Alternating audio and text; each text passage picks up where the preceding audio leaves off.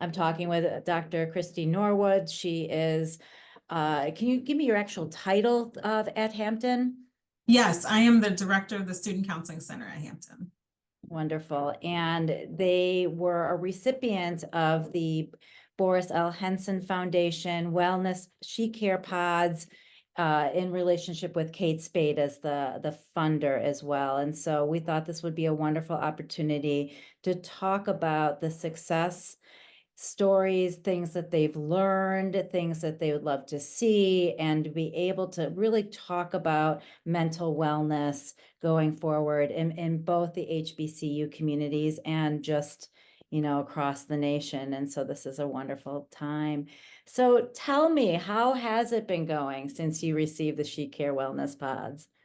It's been going fantastic, quite honestly. It's been just a beautiful journey to watch not only the building physically arrive on campus, but then to move towards seeing students utilize it and utilize it kind of as like their secondary wellness home. And for many of our students, their primary wellness home. And so it's been, I think, more than we actually thought it would be. That's really amazing. I wasn't there when they placed the units. Jamie Isberner on our team was there, but just the experience and the feeling, the emotion when they came to your campus was almost overwhelming. How did you prepare for this? I guess let me step back even further. Why? Why did you think that this was a good idea? So for me, just as a human and also as a psychologist, just well-being is so important. And so with my own career, like I saw so many prior to Hampton military veterans and now college students who did not seek mental health care. They avoided it. And so I thought, well, wow, like this could be a space where folks may not want to come in and get traditional therapy, but it could be the gateway to mental health, formal mental health care, but also like sort of taking that like formality off of wellness, right? It's an everyday part of our lives. And so I felt like our students deserve that. And, 18 to 22 is a very formative year. And so if I could have had all of that at that time frame, like how impactful it could have been for me. And so thinking about this generation, like giving them that gift, if you will, to develop those skills as a part of their life early on, I thought, what better opportunity for them?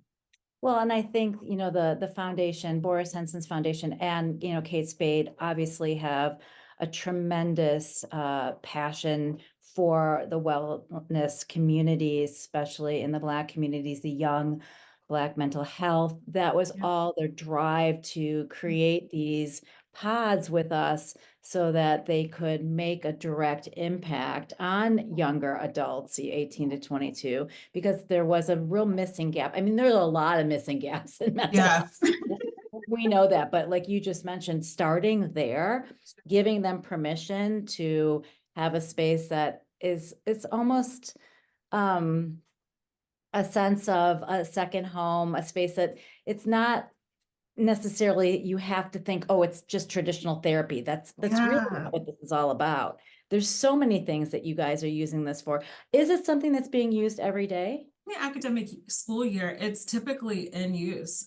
Sundays, usually, sometimes not as much, but every other day, for the most part, it's in use, whether it's students coming to use the rest pods, whether it's our peer counselors who are offering services as well and support to students, or some of our integrated wellness providers or our student counseling center team. It has become like a part of the Hampton University campus, and it's just been beautiful to watch, quite honestly.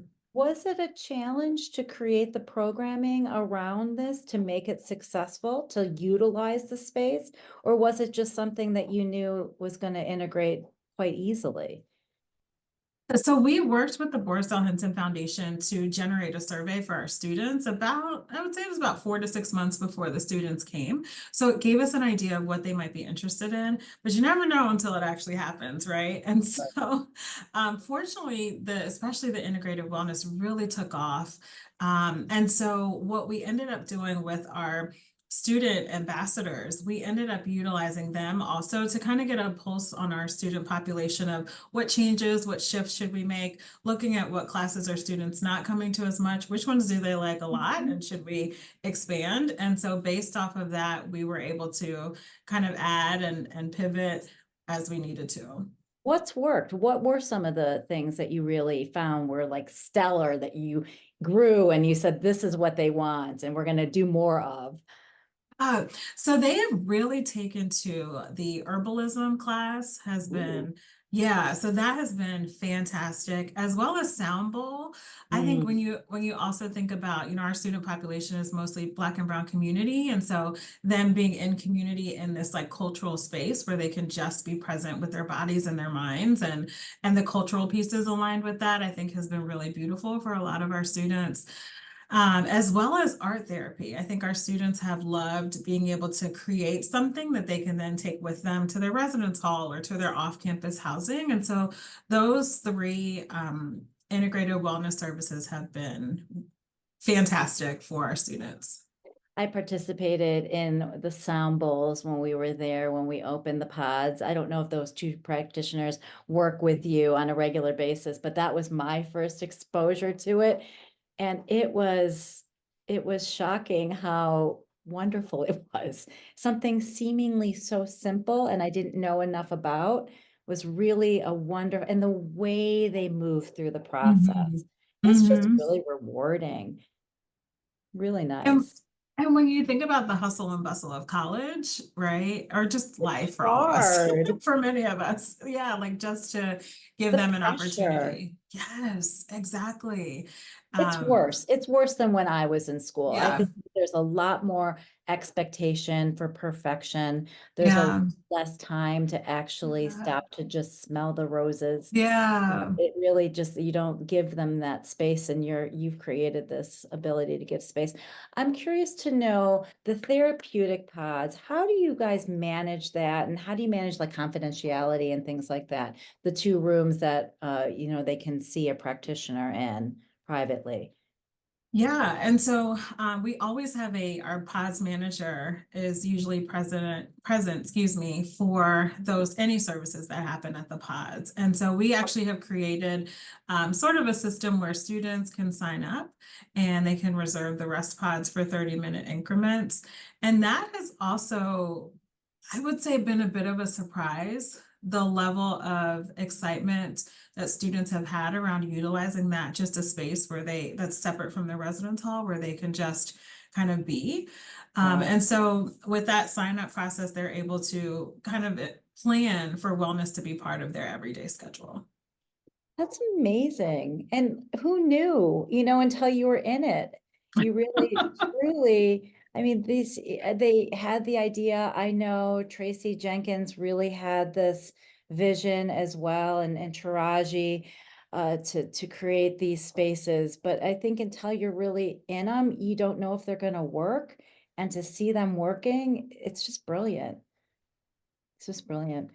If you could do this again, what would Mhm. you add? What would you take away? What would you do differently in the creation and design of the units themselves?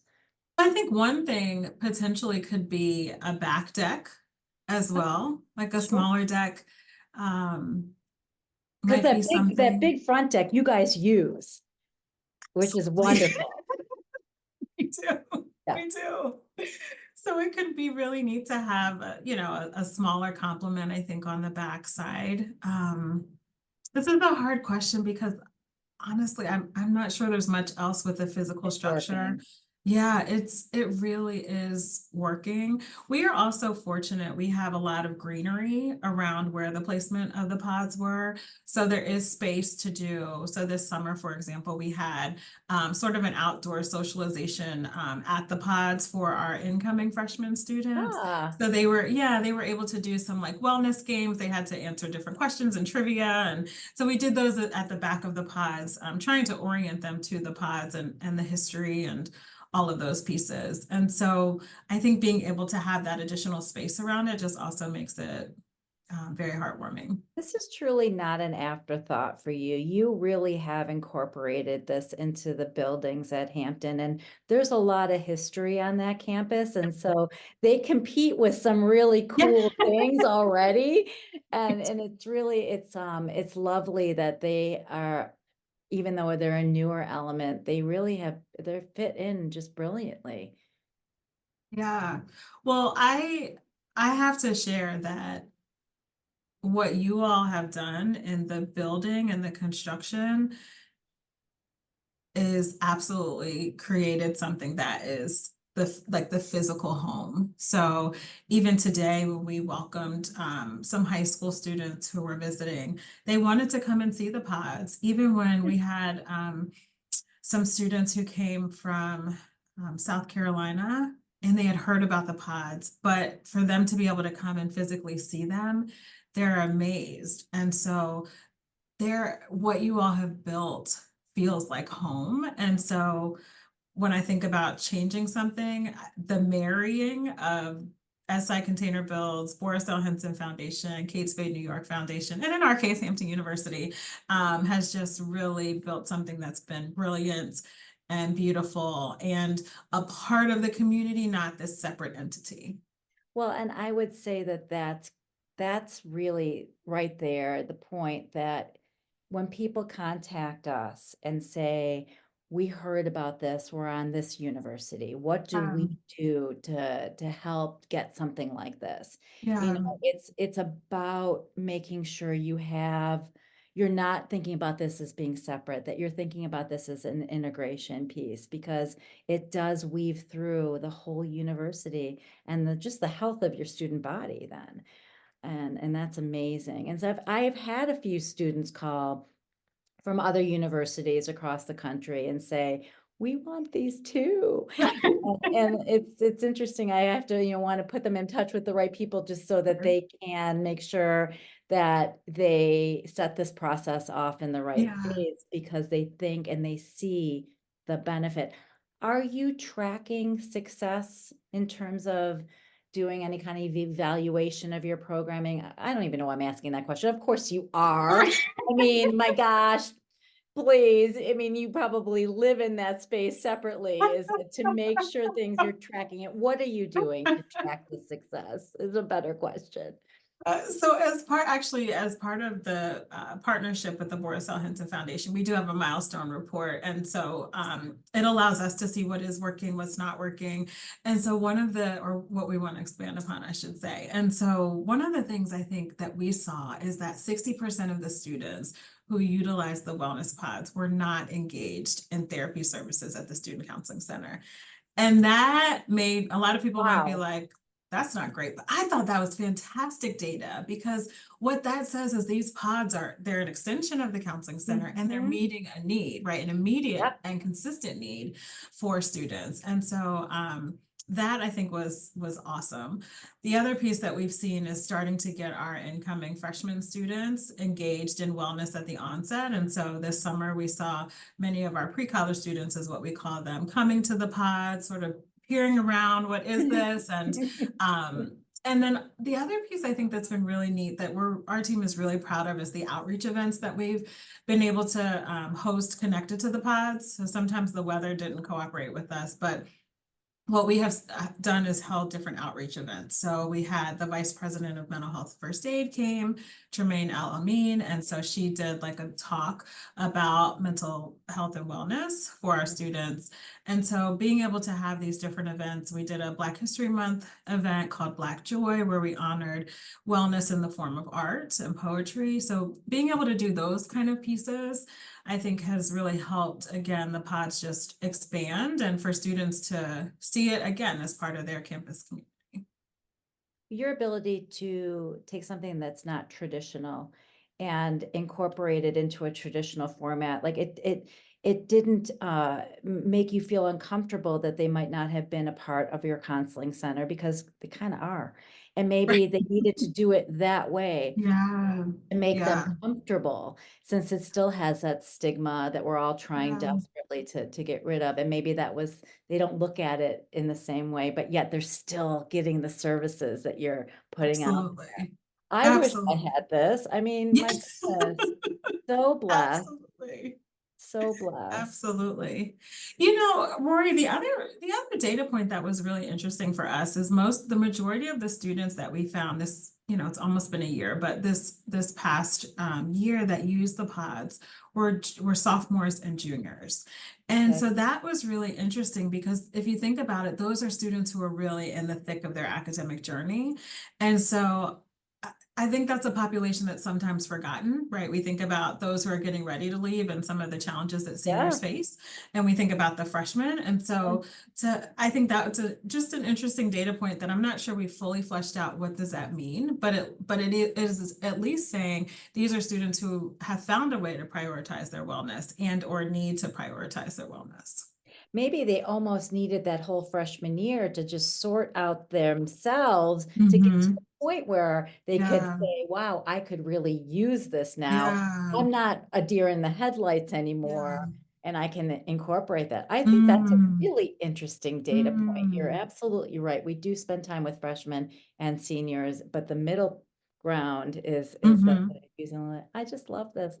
I'm so happy to talk with you. It's a pleasure, Dr. Norwood. It's been a little while. I hope I can come back and visit Hampton. And, I watch the Instagram and I see your students and people have reached out and they share great things. And you're running a wonderful program, not just You. with the pods, but in general. It's a very Thank special you. place. Thank you. I have an amazing, amazing team. And so um, we were excited to be selected, and we just continue to be excited to just continue to grow this, in the Very years to good. come.